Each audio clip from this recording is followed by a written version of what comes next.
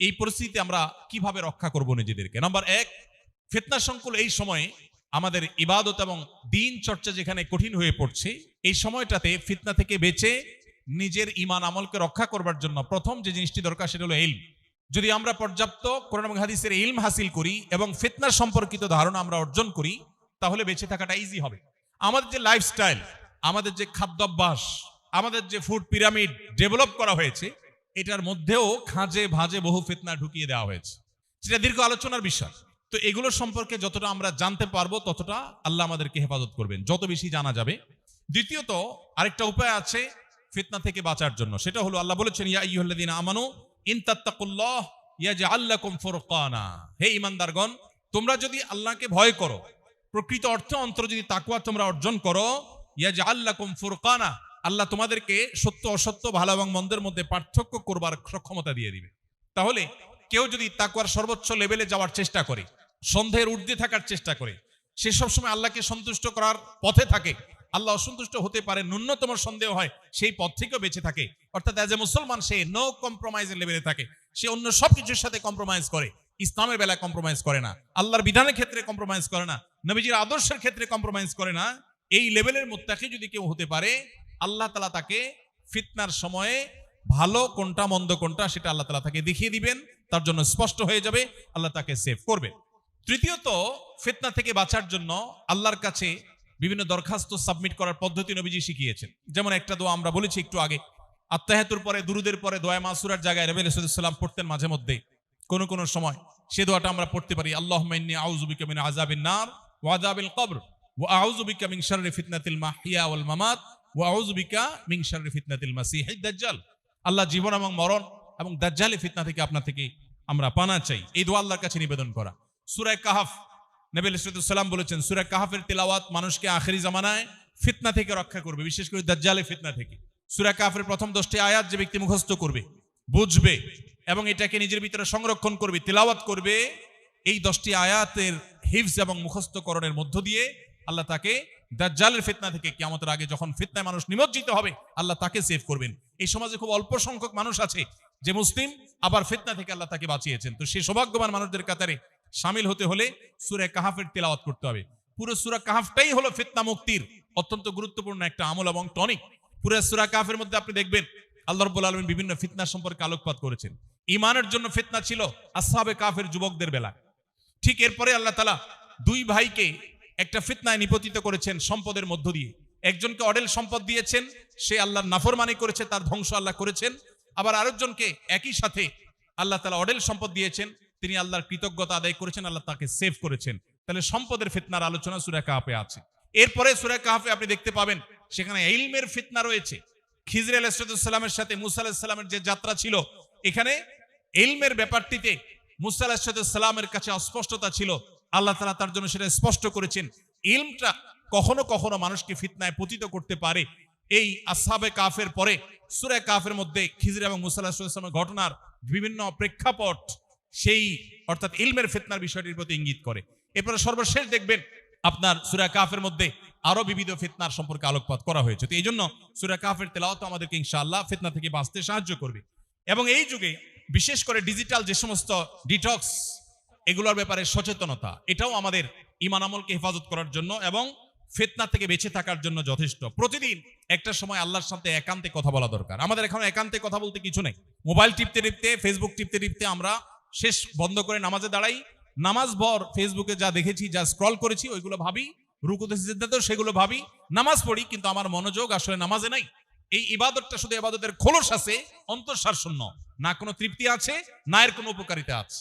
এগুলো থেকে বাঁচার জন্য সংগ্রাম করা দরকার এবং আল্লাহর সাথে একান্তে ইবাদতের জন্য সময়গুলো ফারেক করা দরকার। আপনি দেখবেন 5 ওয়াক্ত ফরজ নামাজের আগে পরে নবী সাল্লাল্লাহু আলাইহি ওয়াসাল্লাম আমাদেরকে যে সুন্নাহ নামাজের নির্দেশনা দিয়েছেন, ইসলাম মূলত আমাদেরকে প্রিপেয়ার্ড করার জন্য সেগুলো দেওয়া হয়েছে। দেখুন, আপনি ফজরের আগে 2 রাকাত সুন্নাত আছে, যোহরের ফরজ নামাজের আগে 4 রাকাত সুন্নাত আছে, ঠিক আসরের ফরজ নামাজের আগে 4 রাকাত নফল আছে। মাগরিবের আগে নিয়মতান্ত্রিক কোনো সুন্নাহ নামাজ যদিও নেই, কিন্তু সূর্য ডুবার পর মাগরিবের নামাজের মাঝে 2 রাকাত নামাজের কথা বুখারীতে আছে। সেটার ব্যাপারে উলামায়ে হানাফের এটা সুন্নাত হওয়ার ব্যাপারে ভিন্ন মত আছে, কিন্তু মাগরিবের নামাজের পরে আবার আপনি 2 রাকাত সুন্নাত আছে সন্ধ্যের ঊর্ধ্বে এবং মতপার্থক্যের ঊর্ধ্বে। এশার নামাজের আগে আপনার নফল নামাজ আছে, পরে 2 রাকাত আছে, প্রত্যেক নামাজের আগে এই যে নফল নামাজ সুন্নাত নামাজ রাখা হয়েছে, এটা হলো ফরজ নামাজের আগে যাতে আপনি প্রিপারেশন নিতে পারেন, রিহার্সাল করতে পারেন। তারও আগে আপনি ওযু করতেছেন, আপনি কাপড় পবিত্র রাখছেন, নামাজের জায়গায় পবিত্র রাখছেন, এগুলো সবগুলো হলো পার্ট অফ নামাজের প্রিপারেশন।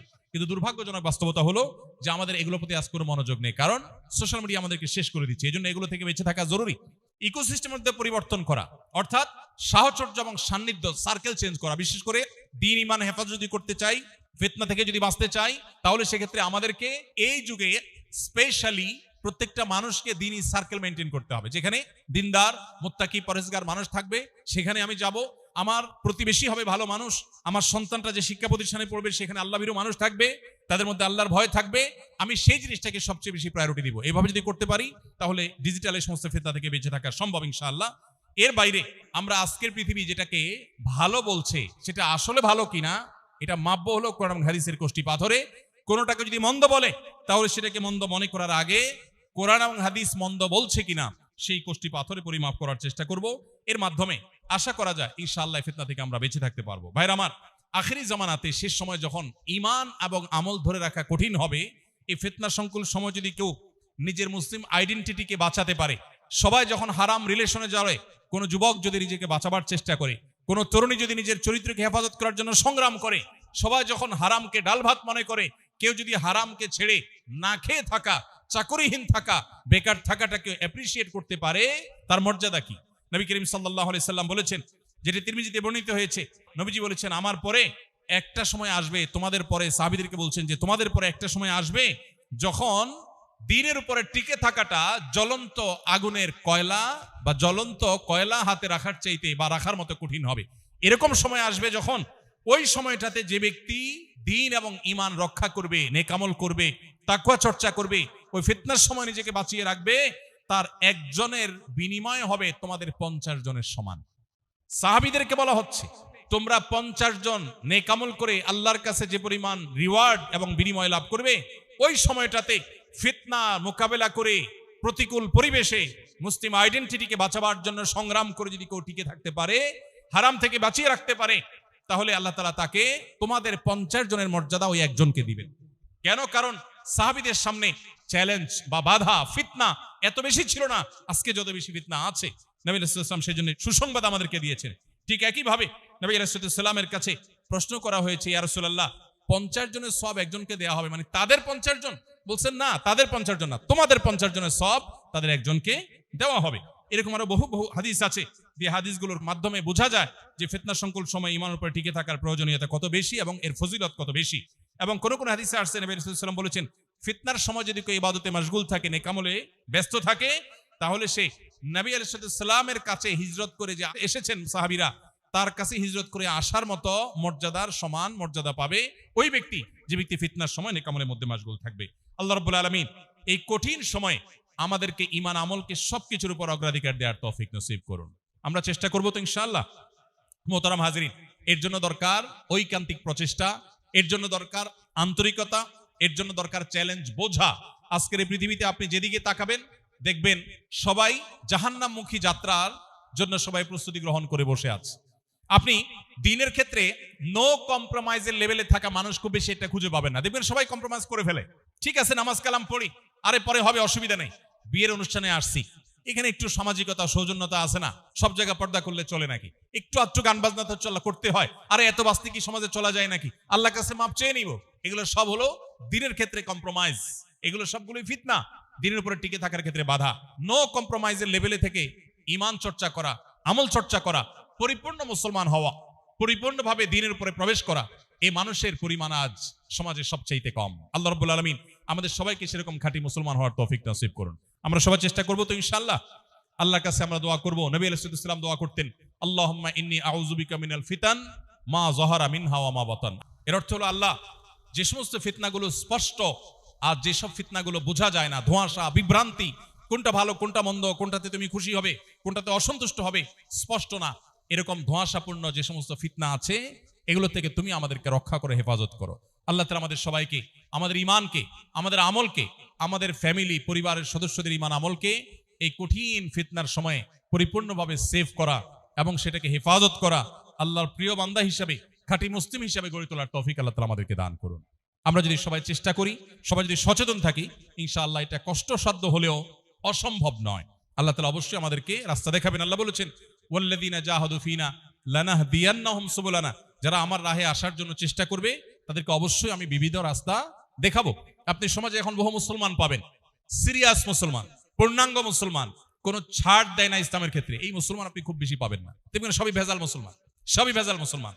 ব্যবসা বাণিজ্য করছেন, চাকরি বাকরি করছেন, স্কুল কলেজে যাচ্ছেন, পড়াশোনা করছেন, বিভিন্ন সেক্টরে দেখবেন বিভিন্ন জায়গায় তার দিনকে তিনি কম্প্রোমাইজ করে ফেলছেন। তিনি দুনিয়াকে কম্প্রোমাইজ করছেন না, তিনি দিনকে কম্প্রোমাইজ করছেন। এই মানুষ দেখবেন ভরা, কিন্তু সেই মানুষ আপনি চিরুনি অভিযান করে খুঁজে বের করা কঠিন হয়ে যাবে যে মানুষ তার দিনকে, ইমানকে সবকিছুর উপরে উঁচিয়ে রাখে। আল্লাহ তাআলা আমাদেরকে সেরকম খাঁটি মুসলমান হওয়ার তৌফিক দান করুন। ভেজাল মুসলমানের কোনো মূল্য দুনিয়াতে নেই। আজ যে অপমান অপদস্থ আমরা, আজ যে আমরা পিছিয়ে পড়ছি, এর মূল বিষয়টাই হলো এটি যে আমরা দিন থেকে দূরে সরে গেছি। সাহাবা ইকরাম তারা বিশ্ব শাসন করেছেন, বিশ্ব তাদের পায়ের নিচে এসেছে, গোটা বিশ্বকে তারা দিয়েছেন, কারণ তারা সেরকম ইমানদার ছিল, তাদের সে নেক আমল ছিল। আজ আমরা সেই জায়গা থেকে সরে গেছি। আল্লাহ আমাদেরকে ফিরে আসার তৌফিক নসিব।